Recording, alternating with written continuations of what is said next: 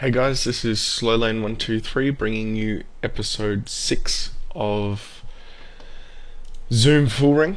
I'm very excited to be playing some actual poker today because as you guys know, I've been in the US, in Hawaii, and having a lovely holiday.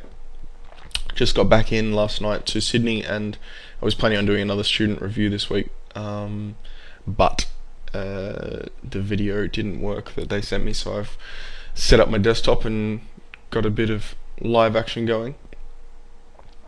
A few things about this vid. I start off I don't have Table Ninja working. Something with the codes is not functioning correctly. And I don't have my normal mouse, unfortunately. I do end up setting up the hotkeys for PokerStars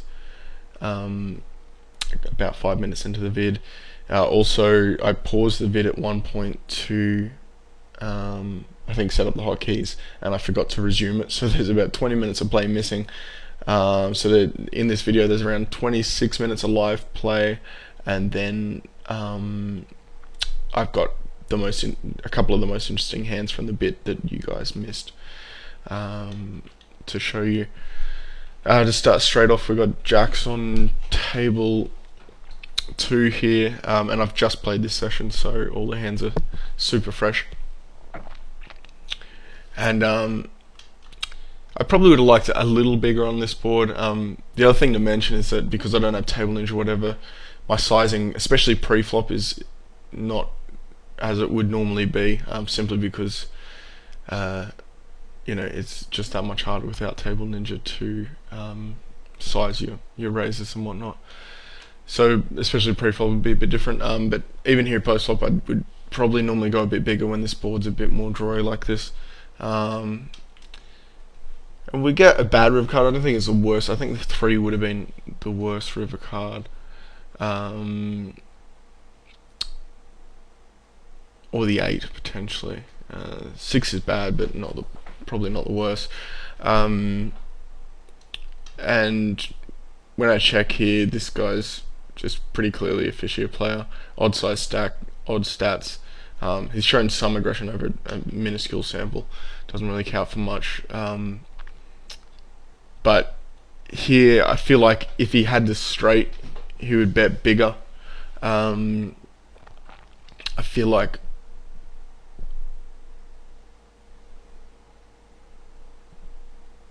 sorry, my whole computer just turned off and back on for some random reason. I hope the recording's still going. It is. So anyway, I feel like he'd bet bigger with the straight. I feel like he'd probably play a set a bit differently, and potentially even bet it bigger still on the river here when I just never have a set beat. So here I expect him to have some worse hands turn into bluffs, something like maybe like an ace-5 or ace-4 or something like that picks up a gut shot and overcut on the turn or something like that, and a pair, and maybe even just some random hands like pocket 9s or pocket 10s, ace-7, something like that. When he bets his size, I'm not really sure to make, but I just don't expect it to be particularly strong, so I decided to have a call here. I think this call's fine. It's pretty close, but I think it's okay. Again, I haven't played in like 3 weeks here. He ends up turning up with a hand I really don't expect to see very often at all, queens, which I think is kind of trivial to be betting queens there when he's basically saying when he bets queens there that he expects me to bet kings and aces and stronger hands always there, and a check call with worse. I don't really expect to be check calling with worse too often there. Anyway, some crazy kind of thin value bet, I guess.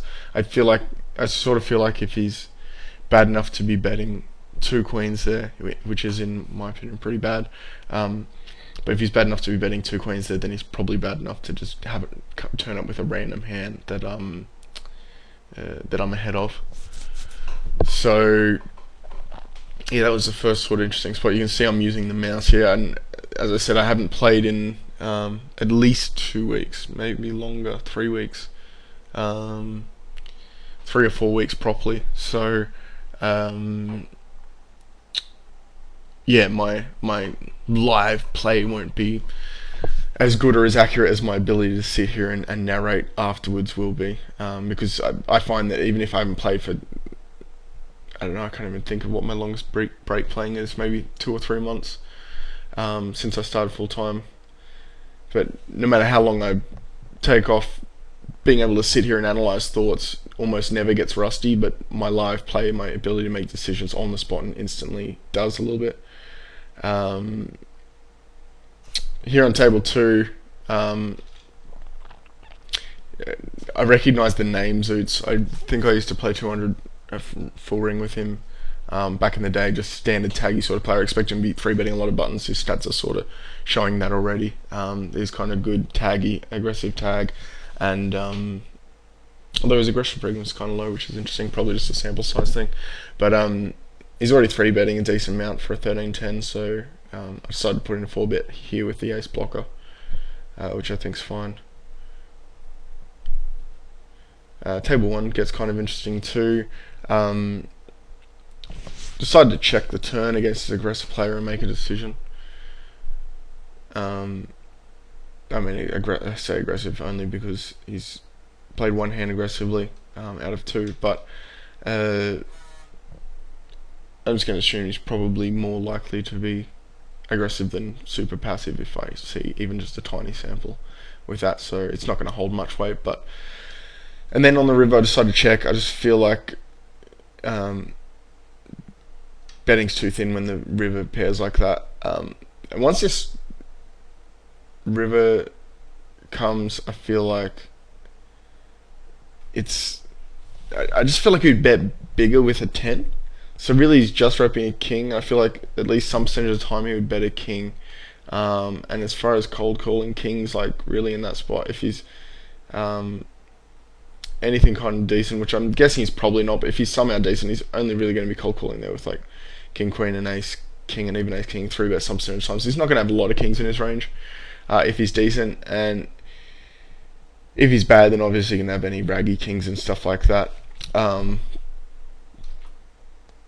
So it turns out that he's pretty bad. He cold called with, I believe it's king 4 suited there.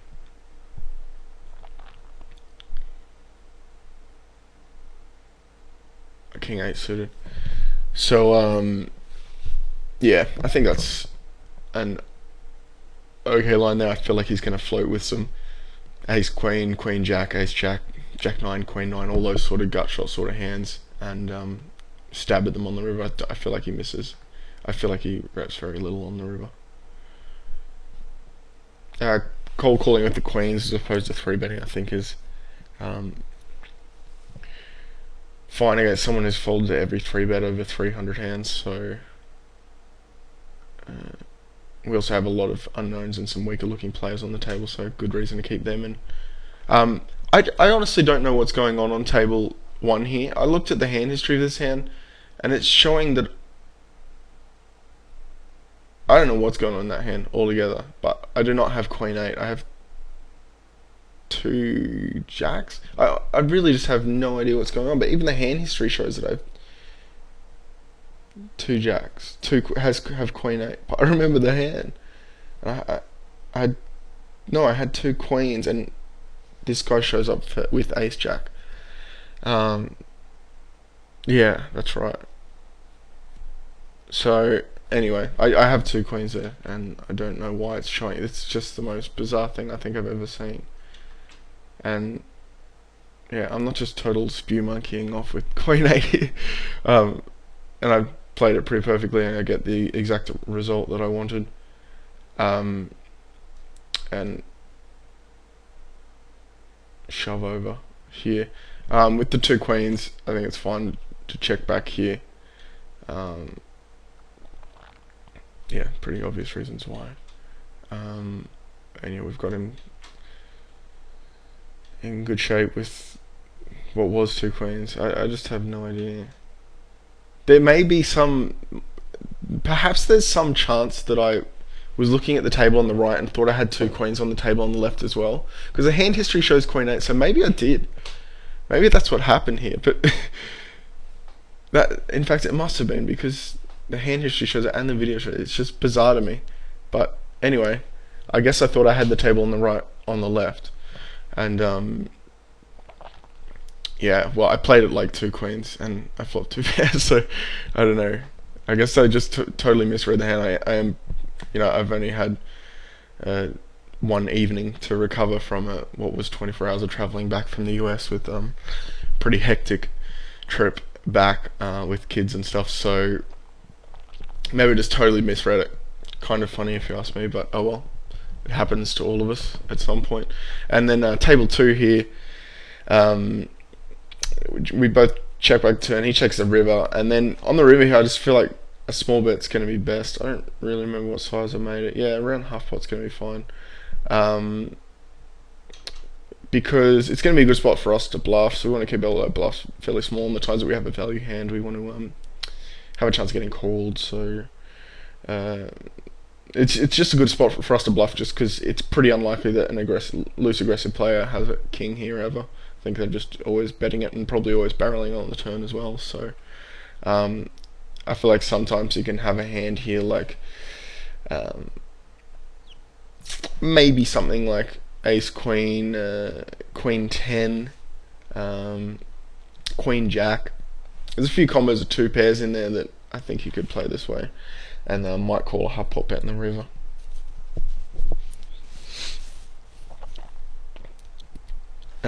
Yeah, this ends up being, I think, a pretty interesting video. There's obviously the queen 8 shows that I'm not playing my best after 2 weeks break or whatever, but it happens. I was sure I had two queens, but anyway.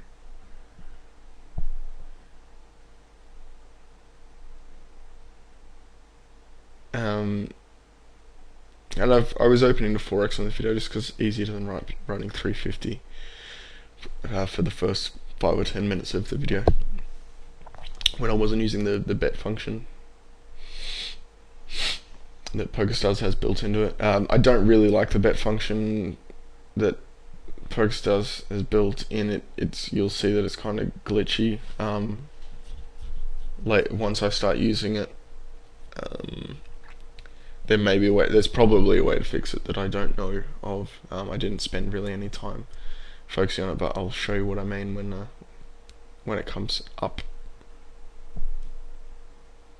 Could have considered squeezing with the ace 9 suited there, but decided not to for some reason.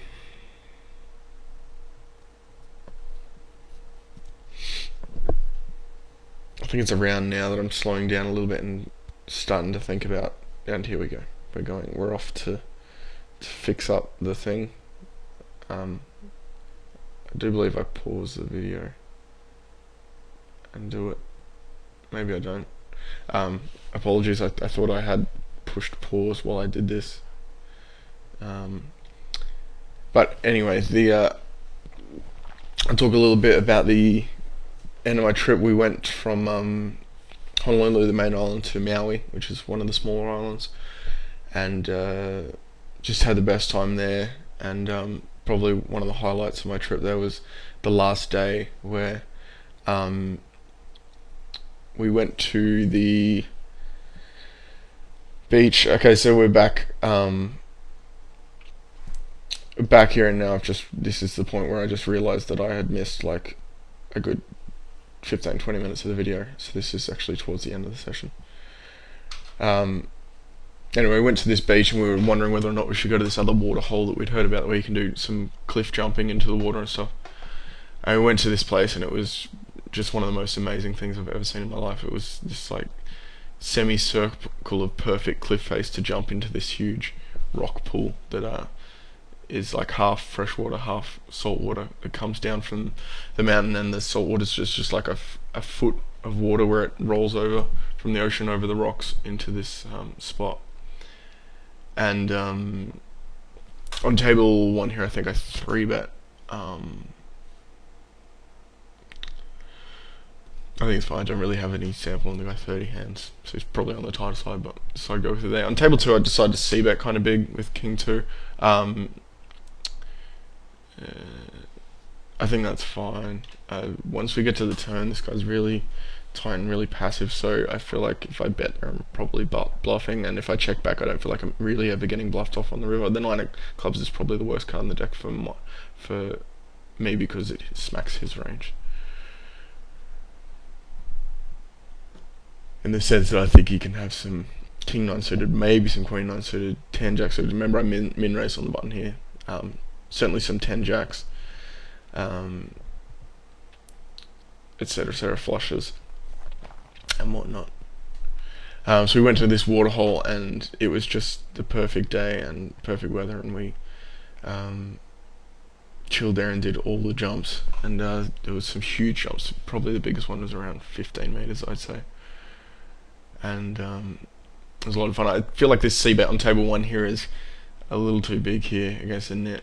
I would have liked like 250, but what can you do? And then hopefully here, I mean, this guy's a net, so I'm guessing he's not the best player, but hopefully he only has bluffs here for his sake, because if he's value betting that much on that board, like he just has so much fold equity, he should just have a huge bluffing range there and never be betting that size with a value hand, just because, you know, presumably given his stats so far over 50 hands, whatever it was, he probably just some reg using a HUD, and he should be able to see that, you know, my stats are reggy, so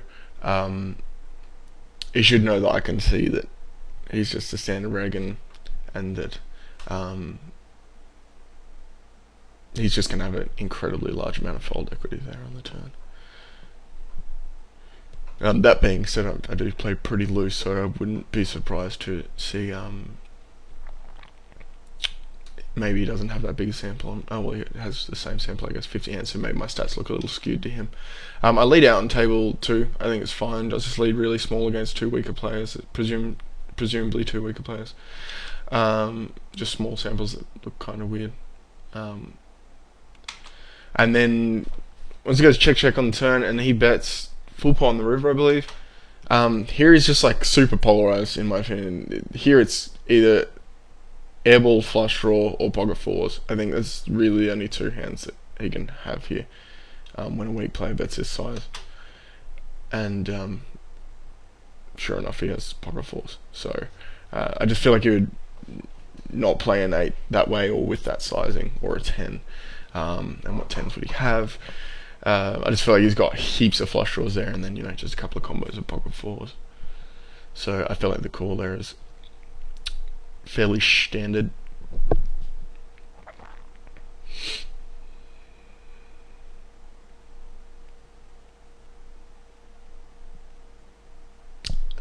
I thought the video had frozen for a second, but seemingly not.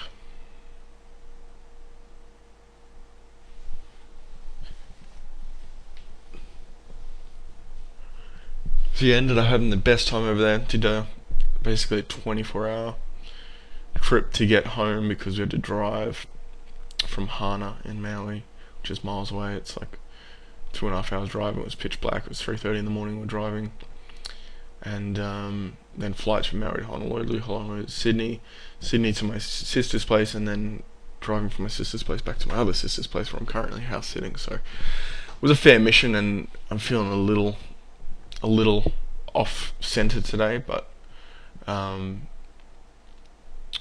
ready to get on with my life. So I've just marked this player as a fish on table 2 here. Small sample, he's played a lot of hands, and just the name as well just seems kind of fishy to me. The fact that he's hiding from search feature makes it maybe slightly less likely that he's a fish. And it looks like the guy in the small blind's probably a fish too. So, oops, I hit the wrong key to unpause. I hit Alt. And it looks like, yeah, small blind's probably a weak player with an odd stack and whatever else. And so here I'm just going to be pretty unbalanced with all these fish in, and just bet here this size with like mid strength part of my hands this size.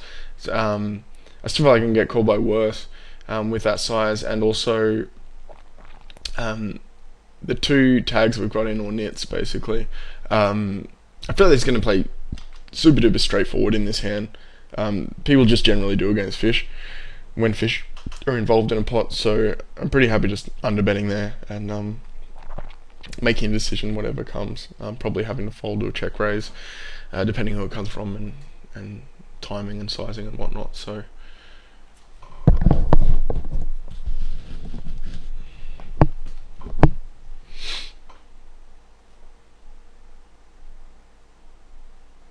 looking forward to today as well. I'm unpacking and doing a big load of washing, and then tomorrow I leave for Newcastle, which is about 2.5 hours drive from Sydney, and I'm playing a gig at a friend's 45th up there, which should be pretty cool. Pretty standard ISO on table 1, I think. There's not many suited cards that I wouldn't be ISOing with for sure.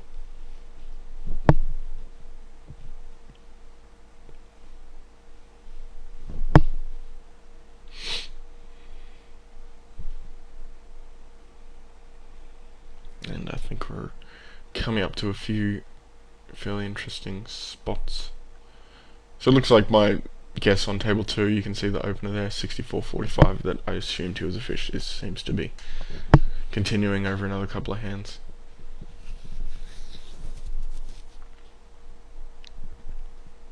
And against a nit who's folded every 3-bet so far, I'm pretty happy flatting, and trying to keep this weaker player on the button, and I'm not scared of getting squeezed by the blinds really.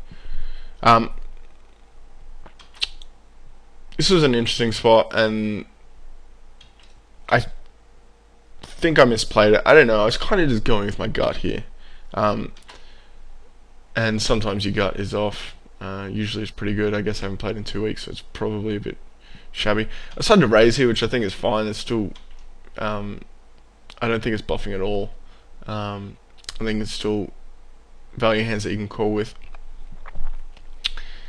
Then on turn, I'm just going to bet around half pot. It's obviously a very bricky card, so his worst hands that we're planning on calling, probably a good chance they're going to plan on calling on the turn again.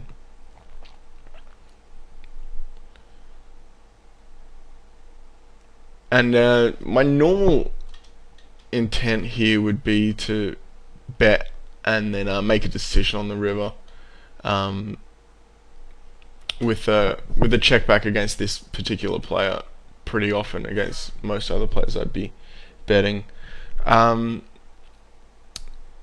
don't know what it was here, something about the sizing and the timing, not the sizing, just the timing with which he'd made his check call, and the fact that he just kind of snap checks the river here, which I feel like if he had better kings or aces, he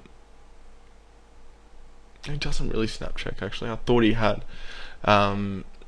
I figured if he had better like kings or aces here, that he would consider betting out at least. And at the time I thought it was quite quick.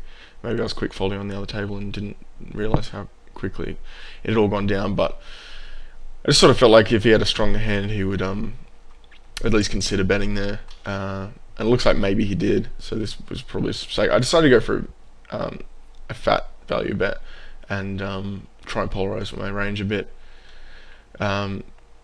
I don't think it's great. I don't think it's terrible. It sort of falls in the middle there somewhere. I just feel like against 9-5, this is just too thin. I mean, great turn and river for my hand, and for if he has 9s, 10s, jacks here to bluff catch with. But I think I just kind of leveled myself. Just was looking into it too deeply and was thinking I'd seen timing tells where perhaps I hadn't. But anyway, that was just I think it was a pretty interesting hand, and I thought some of the reasoning behind what I was thinking at the time was kind of interesting as well. I like to see that I was at least looking, or at least it's nice to know that I was, after 2 weeks off, I'm still aware of and looking for timing tells and stuff, even though I may have misdiagnosed in that particular situation. Yeah, so I thought that was a pretty interesting spot. Um,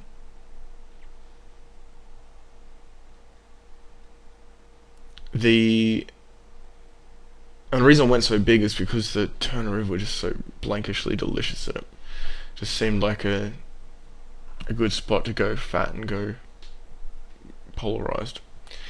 Um, Another spot comes up in a few minutes that is interesting.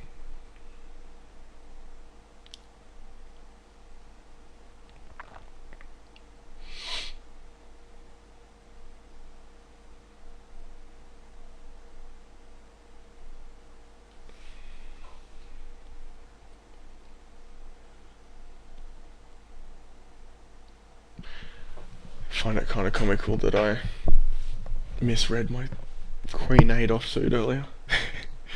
um, this is just going to be. This is kind of interesting on table 2 here. Against this player, he has a dumb name, dumb stack size, dumb stats. So this guy, I'm just very comfortable assuming is a fish. He opens on the gun. I 3-bet kind of small, and he 4-bets very small, and I decided the best thing to do here is, and I really love this play, looking back, is to 5-bet small. I feel like he can call with all sorts of random crap that has very little equity against me, and I feel like he can just spaz shove with like hands that he might just fold if I shove myself. Something like, ace-5 suited or something stupid like that. So I decided to go for a 5-bet small here, and I really like it. Unfortunately, it doesn't go so well for us this time. We get one of those nightmare boards that really suck, and I decided I'm just going to bet really small on the flop, which I'd probably be doing with every hand that I have, I think. I mean, against fish I don't need to be balanced, so I'm just trying to figure out if there's any hand that I would bet bigger with. Probably not. Maybe a set of aces or something like that. I might be a bit bigger against this fish. So I bet small, and the reason behind this is that, worst may still call sometimes. I want to charge him if he has something random like king queen with a club. And my plan here is just to go bet the flop really small, check back the turn, and decide on the river depending on what he does. I'm probably going to have to fold. I'm just kind of hoping that we end up just getting showdown really cheap just by betting the flop, and that he's too scared to bet something like ace-jack if he has it on the river here. When he snap shoves, it's just turbo mark. So I think I played that one pretty well. That was an interesting sizing and line to take there, I think, but it doesn't always work out. There's not much you can do about a crappy flop. And I see this guy's got a VB logo and realise he's from Australia. Snapfish. And the 3-bet size as well was terrible.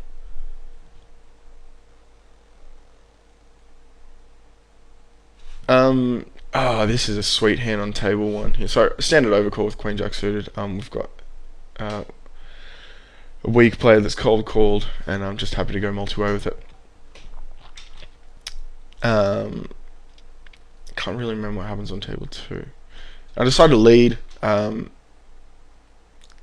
it was fine with a fish in. If it wasn't a fish in, I'd probably take some other line. Well, the only other option is a check at this point, but I'd probably check and see what's going on. I remember what happens here on table 2. So when this guy, I think, donked small on the flop and then check called the turn. He donked small on the flop and then called my raise and then check called the turn.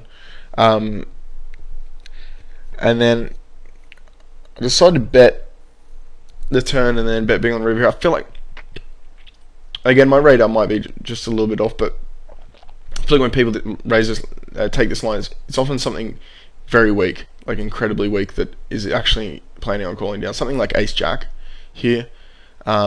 I feel like if I bet like 14 or 15 here, he's going to call with ace-jack, so I decided to bet bigger to to try and push him off that sort of hand, or maybe just something like pocket fours or something like that. Anyway, he snaps with 2 kings, and yeah, obviously just a weak play. So we follow up a kind of blah hand on table 2 with a freaking awesome hand on table 1. I decided to bet big on the turn here. Against Zoots, I'm turning this into a bluff here. I don't feel like... I feel like he has something like Ace Queen very often, Kings and Aces pretty often, and pretty much never worse than Queen Jack here. Never Jacks or 10s or Queen 10 or anything like that. I feel like he probably just gets rid of those on the flop versus a donk here. So I decided to bet big on the turn, and my plan is to bluff a lot of rivers, or value bet if I pick something up that's good.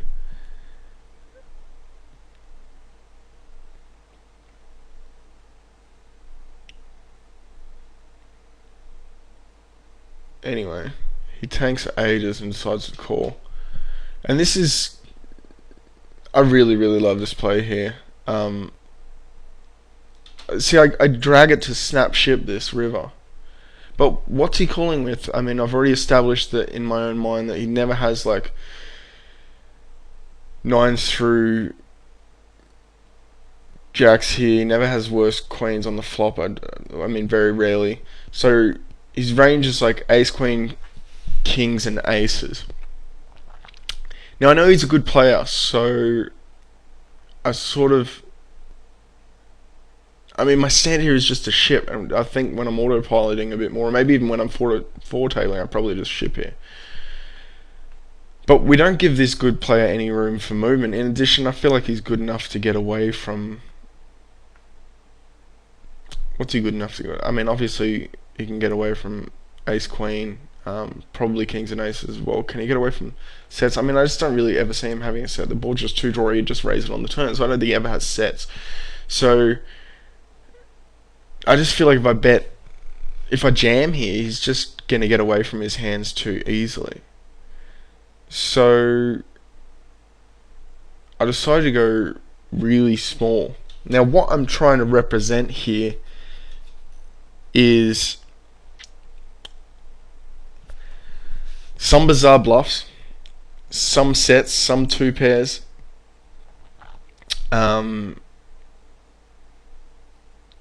and hands like I have that... Let's say I didn't have the flush. Let's say I had Queen Jack of Clubs and it was the 8 of Spades that came on the river, or just 8 of Diamonds or something. Then I'm trying to represent worse hands than his that have decided to bluff the river, because it's a bad card for his range and a good card for our perceived range. So decided to underbet here, and I really love this bet size, and it's very nice to see after 2 weeks of break that I had the prowess to pull that slider back from a jam. Now what should he do here? Ace Queen Kings and Aces is rarely good in this spot. It may be... he's obviously just purely bluff catching. It may be good against a hand like, you know, Ace 7 or just a bazillion flush draws, Ace 7 of Spades, something like that. A bazillion hands. I'm sure I don't have to list them all off. You can understand the range, the list of hands I would be bluffing with in this spot. So I feel like he probably should turn like Ace Queen Kings and Ace into a bluff. I feel like he... I mean, I didn't establish this at the time that he never has sets, but I feel like with sets he's obviously just going to call. And the way I've played the hand, it really looks like I have a set. And to me, this river bet just stinks of set. It's like, well, I still have I still have like a great hand that I want to get value from his ace, queen, kings, aces, and maybe some bizarre bluff catches if he somehow gets there with jacks or tens. I don't know. I don't expect it a lot, but these type of hands, king, queen, etc. And I like what he does. I like his play in return. He obviously sits there and thinks about it for a minute with the hand that he has, and decides to ship and shows up with ace queen. Now, obviously, this isn't for value. This is establishing that his ace queen is no good, and that he thinks that I have a hand that can't call a ship. What would be the the top of my folding range here might be a 4. How do I get there with a 4 though? I suppose I could have 3, 4. Yeah, I could have 3, 4.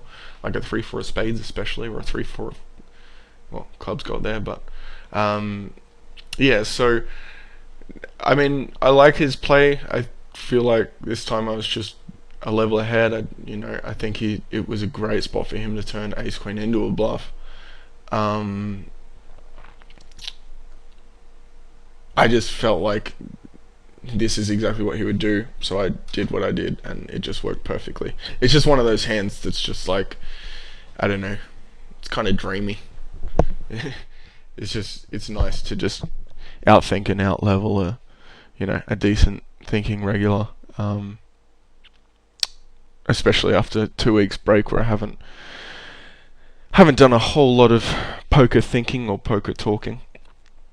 I think I did two vids while I was away, student reviews, and I've been entering a decent number of student hand histories that they email me with, which is, keeps the poker brain ticking over. But to really nail that in real time and to have done that, I was happy with myself with that one. I sort of thought on this for a second on table 2 with pocket 2s there, a cold call, but there was just no one weak and they were quite aggressive 3-betters behind, so decided not. Okay, this is I haven't really had much thought about this hand. I sort of played it and then just continued on. So maybe I think this might be kind of spewy on table 1 here, which sucks to back up that really nice hand with something that's kind of spewy, but it happens. Squeeze, standard squeeze.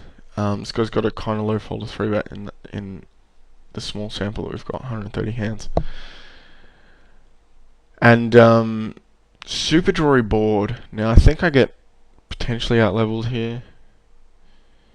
He raises really small. It's just over a min raise. It's like 2.25x. Now I feel like here, if he had a set, he would surely just raise big. We're 200 big blinds deep. The board just really is very dangerous. I can easily have ace x, 5x, flush draws, etc, etc. So, and I can also have hands like 4-5 suited and whatnot. So I feel like if he has a set here, he'll raise bigger. So at this point, I decided to establish that I'm pretty confident that he has. Obviously, I'm not sure, but I'm pretty confident that he has something mid-range, strength-wise, that he wasn't comfortable in getting in versus Bushman guy, who over a smaller sample plays kind of loose and folds a lot of 3-bets. Just in this, as an assumption, basically, of what I can see. So maybe he has something. Given that I have ace king, I'm going to put him on, 10s, jacks, queens here, and probably not kings or aces, just because I think he would 4-bet pretty often with those, especially as well. So I'm putting him on like a mid-strength hand here. So I decided to 3-bet this flop.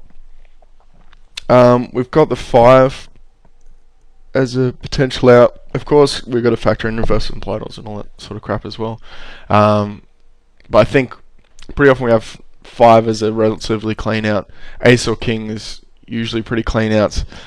We turn the diamond, we're in a pretty nice spot to decide what we want to do if we keep barreling, etc., etc. If he calls here, and obviously if he raises, I'm just getting out of dodge. But he doesn't think very long and he calls, which sort of makes me more confident now that he doesn't have a set and that he has something like 9 through queens or something like that.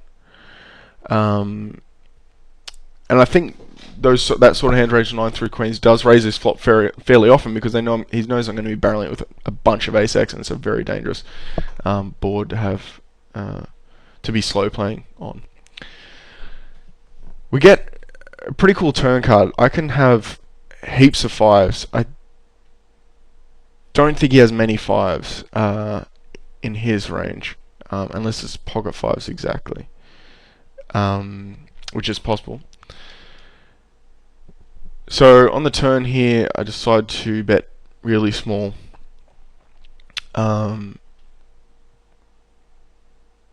Which I'd be doing here with a lot of my value hands as well as bluffs. And then the river bricks off, and not the best river, given that I thought it was pretty heavily weighted towards queens, jacks, and 10s. But I decided to run with this bluff, and I jammed in there. I figured my logic at this point is that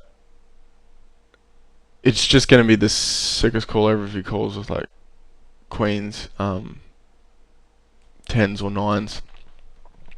If he has jacks, I don't think it's that sick a call. If he does have something like a funky played set, I mean, he's just straight up. I wouldn't say he's straight up bluff catching. He's pretty close to bluff catching with the set.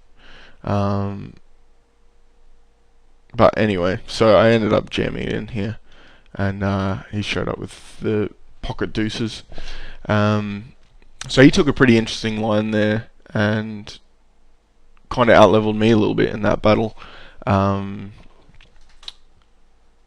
I wasn't expecting the slow play so much on that board, and especially with the timing as well.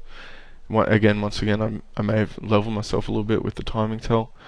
But I think far more often than not, when I function with my timing tells, they work for me than against me. I'm just unlucky that today the 2 ones where I based decisions off happened to be the wrong ones today. So thought that was a pretty interesting hand.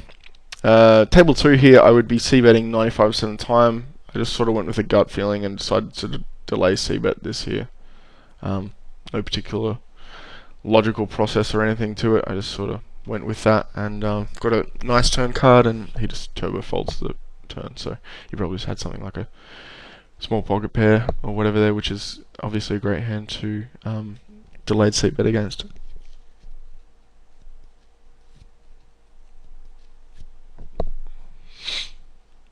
On table 1 there with 4-8, so I'd probably 3-bet if the fish was a bit deeper.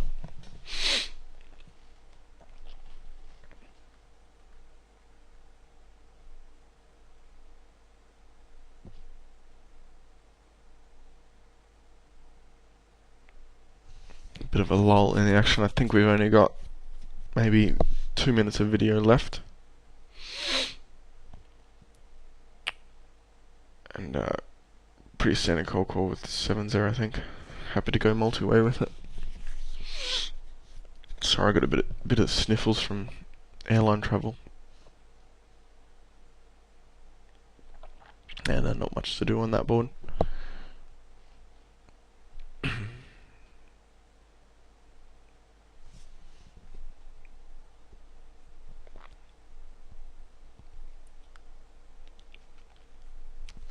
Just gonna check to see how long we have been going for.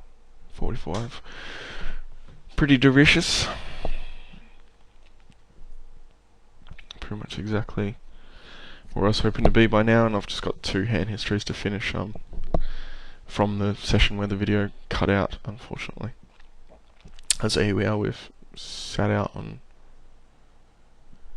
the left table, and I don't think any more interesting hands come up on table 2, so I'll just jump straight into the hand histories.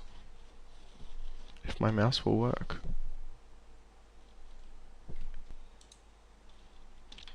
Alrighty, so I think these are pretty interesting. Be interested to see what you guys think. This guy's stats were significantly worse than this over 12 hands or something. He had some really odd stats that made him look really fishy, so I decided to 3-bet small here with 8-7 suited. And obviously as that converged over a little more, he started to get a bit tighter and stuff. And in addition, the min-raise under the gun just sort of seemed weak to me, so I just kind of assumed that he was a fish or something. Pretty much the dream flop for us, and I just decided to bet fairly big into this. I probably could have gone a little more, but 850 I think fine. Anywhere from 850 to 10 is going to be good here, 1050ish maybe. So I bet, and he called. Turns total blank, and I decided to bet this size here because I just wanted to make sure that he kept calling out. I mean, I could obviously just bet 27, 28, but I just feel like, you know, either of the flush draws make up a very small part of his range. There's no real bad cards for me. I've just got this board so crushed, so I'm pretty happy just betting slightly smaller and running with it. If I had something like aces here, I'd probably bet a little bigger. Yeah, so if I had something like 8-6, for example, or pocket 6 or something, I would probably bet even slightly smaller here. So just check rolls twice. And then we get this on the river. I've only got $16 more. Just the timing with which he'd done all this, and it just all seemed a little funny. So I just felt really confident this guy's a very weak player, and I decided to shove here. I think it's fine, and there was part of me that was thinking at the time, oh, maybe I should have just called there, but at the same time, I feel like he can easily have something like aces, kings, queens, even maybe jacks or tens here that just take this sort of stupid line with just, yeah, silly stats, silly name, and whatever else. And so I shipped here, and the results kind of show that it was fine to do so because he's bad enough to be calling threes out of position and check calling flops with sixes, obviously just intending on calling down. So I mean, if he doesn't get the 6 on the turn, I assume he's just going to keep calling and not believe me. So yeah, I thought that was a kind of interesting hand. Then just a bit more of the run bad that I had in this session, my first session back, which sucks, but oh well, it's all part of it. And this guy was just an absolute fish, and 3-bet small. We've got a bunch of weaker players on the table as well. 3-bet small, and fairly non-interesting flop, but he donks small, and for me, as I've always said in all my videos, small donks just always reek of weakness to me. So I just decided to raise really small. I mean, I feel like my raise size here doesn't matter as much as the effect of raising and maintaining the aggression does. I didn't even realize I had a double belly buster here. It's actually, I just thought I just had a gut shot, but I actually have up and down. So he checks, and what do? I just bet, you know, pretty standardish size again. Still feeling like, you know, obviously a 3 or an 8, I've basically got the nuts, and I'm getting pretty happy on it. I feel like there's a lot of cards I can bluff here. I feel like he's going to have a lot of pocket 8s, pocket 7s, pocket 3s, pocket 2s that all have pairs and gut shots. Or even something like 6-7, 7-5, just a bazillion hands. I don't need to list them all because I'm sure you're aware of them. And of course he still has like 10s and stuff in his range. I don't really think he has any sets. We get the gin card on the river to bluff, in my opinion. I feel like so many of his hands that had like pair and draw outs were just don't like that river card. So initially I had my bet slider way up at like 65, I think, But I just feel like it was kind of unnecessary. I feel like sevens, 7-6, 7-5, pocket eights, pocket nines, all those sort of hands, or maybe even like a mid-range 10, they're just not going to call for just about any price just because of how bad that card is and how poorly presumably this guy is at hand reading. So, yeah, I bet 48, and he tanked for maybe 2 or 3 seconds and then folded. Yeah, so that's it. That's the end of the hand histories. Next week we'll have the final vid, which will be hopefully be the video of the new student who I was going to review today that it didn't work for. And yeah, I hope you've been enjoying the series. Last week had some really good feedback again, and was definitely an interesting vid, and looking forward to next week. And please comment and give any feedback in the little chat box below. As always, this is Slowlane123 for deucescrack.com.